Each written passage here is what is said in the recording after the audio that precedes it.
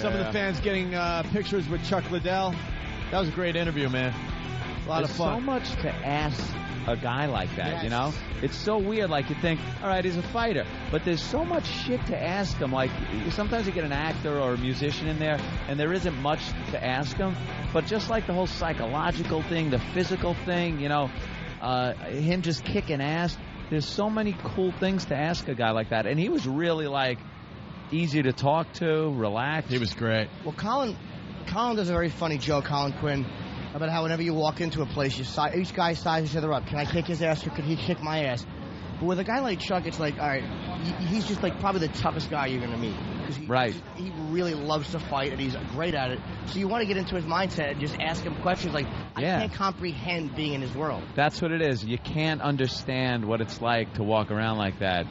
And, you want to know. You want to get as close to knowing as possible. And he doesn't have a traditional build. Like, he's not like, he's a big dude, but he's not like overly muscled like a steroid guy. He's a big guy, like you could see working at like the garage, you know, lifting engine blocks. Yeah. Something like that. Yeah, it's not like a trained, worked fighter's body or something. But he just goes in there. I've seen so many of his fights. Just destroys. Yeah. Did you guys see his happy face? We were looking at his happy face, and it was intimidating as hell. Yeah. And he was in a good mood. He was having a good time. Big black eye. Big black eye. But even his happy face, you could see there's just a problem waiting to happen. Like, if I had that black eye, I wouldn't be able to go out. I'd be in the hospital with a steak on it. Yeah, with a big Flintstone steak on it. And then to, like, all right, I'll just get punched in it a few times because I'm going to be fighting. Imagine having him as a friend. You go out to a bar, you get yourself in a little trouble, but you have him off to the side. Oh, yeah, there you go. And then he comes in to save the day. He's with a chick and leaves you out to dry. Yeah, all of a sudden you're waiting. Yeah, the cue you set up happens, and he's not around, and you notice he's hamna. with a chick out back. He's the type of guy that would probably... He would be so unthreatened by you. Like, if he knew he could talk his way, he'd probably talk his way out of it. Yeah, before he just... And would probably punk you going, look, you really shouldn't do that. Yeah, what are you going to do to me? Yeah, he's the guy that says, you don't want to do that. You don't want to do that. What could you possibly do to me? And by the way, women, this is exactly what men talk about. You want to know what we talk about? Guys like Chuck and what we would do if they were mad at us. We could spend hours talking about this, figuring out scenarios. Destroyed. Now, Kenny, you know, obviously, we know there are other means of taking care of people that technology has given us to take people out. You know what I mean? Things, flying lead, things like that. But in a straight-up fight, you and Chuck, what do you think? Oh, he'd kick my ass. All right. He would be a problem. Yeah, he's definitely... I mean, he's the champ. That's all he does is train. Yeah. Probably 4 hours a day, every day. Like a guy, like I respect Jet Li too for all his accomplishments. Yeah. But I'd fight him in a heartbeat. Chuck, I'd fucking think twice about. Yeah. I'd cry. We had this conversation. If I saw, imagine though seeing Kenny get all beat up. I'd be weeping for you, Kenny. Yeah. I'd be weeping for me because Kenny protects me. Because you're next. Yeah. Kenny all punch drunk. Yeah, if he knocks Kenny out, what's going to happen to me? Well, the thing is... stop hitting me. I run interference, so if something happens to me, you guys just, like, run away. That's our time buffer to run. Yeah, I take it for the team. Do you think that, like, you guys would square off, and he would obviously know that you know how to fight by the way you probably handle yourself. Right. So he'd probably be cautious. Do you think he would just get that first shot in there, that one quick shot, or would it be a kick? No, I'm done. Like, whatever I tried to do, take out his kneecap, go for his throat, his eyes. But, you know, here's a champ that trains 4 hours a day, every day. I have your defense. Grab a handful of your hair and throw it in his eyes. That's right. That dry, weak chaff. Yeah. I will blind him. Just talk to him, and when his eyes start to flutter, shut. I mean, you know, back in the day, I'm 49 years old now. Oh, you look good. Yeah. You know, back in the day, I used to do some fighting myself, but I got tired of getting beat up for trophies. But, you know, now I do the best I can for everybody concerned. If I were Chuck, I would get shot. Because all I would do is hit on guys' girlfriends in front of them. I don't care. If your girlfriend's hot, I would just move you aside and take her hand and put it on my dick and go, what do you think? Would you? What are you and what are you going to do? Somebody would shoot you. Yeah, you'd wind up getting shot. There are guys that are fucking bigger problems than him because they'll kill you. Been known to happen. Yeah. All right, let's walk. Okay, guys. Bunch of men speculating. Well, that was speculating about other real men. Peculiar. It was a great interview, though. It was a lot of fun. I can't even talk to you, Jimmy. You make me laugh every single day. Thank you. No, we like Chuck. Yeah, we had a good time with Chuck. Chuck was a fun guy to talk to. We could have had him on for an hour and a half, and he's just an interesting guy, man. Yeah. He was really fun to talk to. All right, Chris, thank you. Chris? Thanks. All right, Chris. And he's a quiet guy. Like, when you hear him talk, he's like a kind of a soft-spoken dude, and we've all seen the rage that comes out of him or whatever, the energy, if he's not angry. Ooh, You pick up on the breathing? Oh, my God. No one was going to even say anything. Usually when a guest... Like a bull. That's exactly what he sounded like, a bull. Yep. Usually when a guest does that, I know it's annoying to the listener, so you try to tell him, back off on the mic or something. Oh, when Voss does it, we just hammer him. No one's going to say anything to Chuck Liddell about his breathing. Hey, Chuck, knock it off. He fought with a fucking torn MMA, whatever the fuck it was, because he didn't want them to know he had a tear. Yeah. If I had a hangnail, I'd cancel the fight. He can't breathe through his nose. His nose probably been broken so many times. Broken. It's all through the mouth. That's all about. So that's what that's about? Yeah. He can't breathe through his nose. Really? Yeah. Can't they fix that? Yeah. Yeah, but then he just breaks it next fight. Yeah. So he'll fix that after he's done fighting. Yeah. I got He's a big head, too. Like, he's a fucking tough dude to knock out, man. Chuck has a solid head. Everyone's a tough guy now. Talking about Chuck. No, I'm not. Can't breathe, big head. I don't mean a big head. He's 6'2". See him on the fucking street. As Anthony sips his smoothie. Yeah, that's right. I'm drinking a smoothie and have nothing but praise for that gentleman. No, I don't mean big head. We had the biggest laugh at your expense. Look. When I said, not Chuck, I'm a pussy. I think it was obvious to him that we all were pussies in that room. I said, I'm a pussy. You had to point it out to him just in case he was wondering. As far as Chuck was concerned, he was doing The View. Right. Yeah.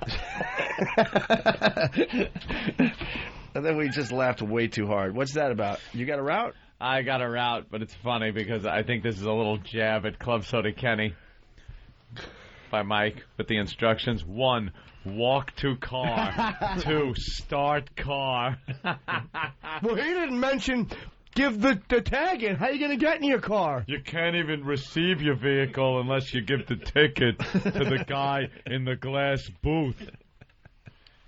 What do you think? You just go up and grab your car? Walk to car, start car. You don't have the keys. By the way, Kenny. Yes. You're lovely. Yes, sir. I'm getting ready a lot faster, so now I walked outside today, and it's pitch dark, and Kenny's car's parked, but he's not in the car. And then I see him coming in the distance with my little bag of berries.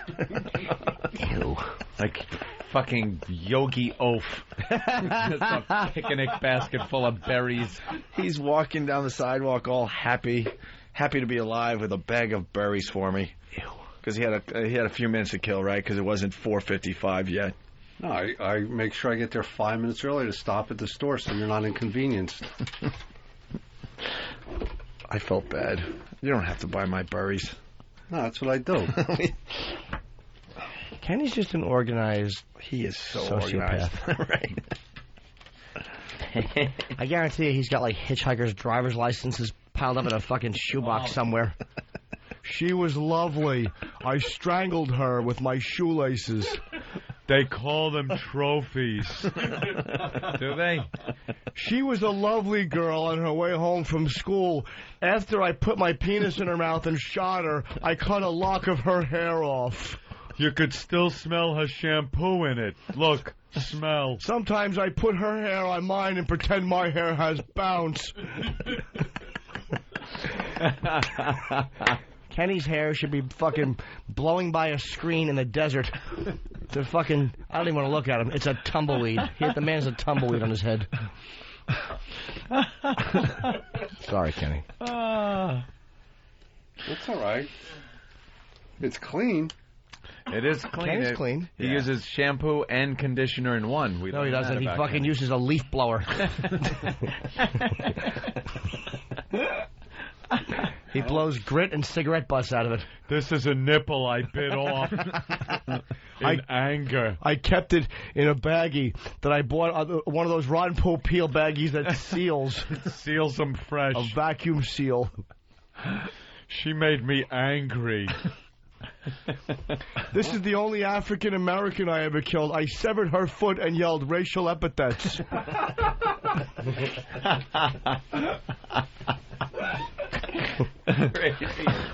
I did that because normally serial killers only kill within their own race, so I wanted to throw them off.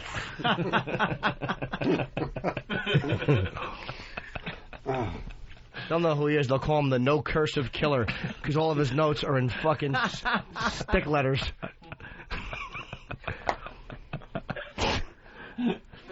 They have all DNA evidence and they don't even know it. They think it's just twigs that were dropped at the scene, but it's his hair. She was buried in a pile of hair. I pose my victims also. Oh, do you leave them Of course you do. I leave them in provocative poses. But for him, shock. The poses aren't even sexual. It's just them with their chin resting on their fist, looking like they're actually listening and interested as opposed to bored. Look at this prepubescent girl hitchhiking. He'll pose all the girls naked and looking at their watches with their eye raised like they're impressed that he's there early. He's the 5-minute early killer. All their watches are set to 5 minutes before their deaths and stopped.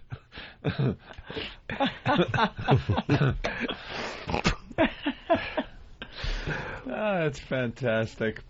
All right. But then I arranged the time and date of all their funerals for the family. So they all get there on time. Yes. She wanted to be buried on a satin feather pillow.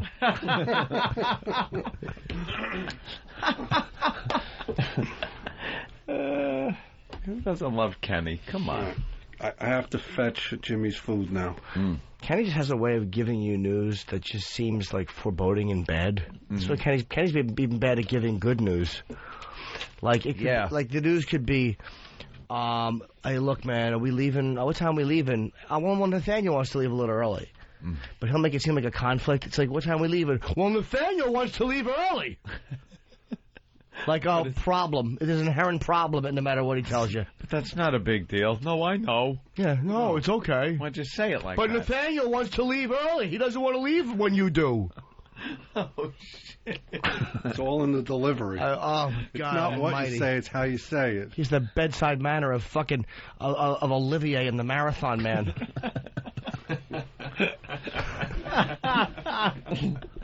Yeah, I know. All right, we're going to break because we got to get ready for Chris Hansen. Here's how that would have went. Well, we got to break because Chris Hansen's calling in.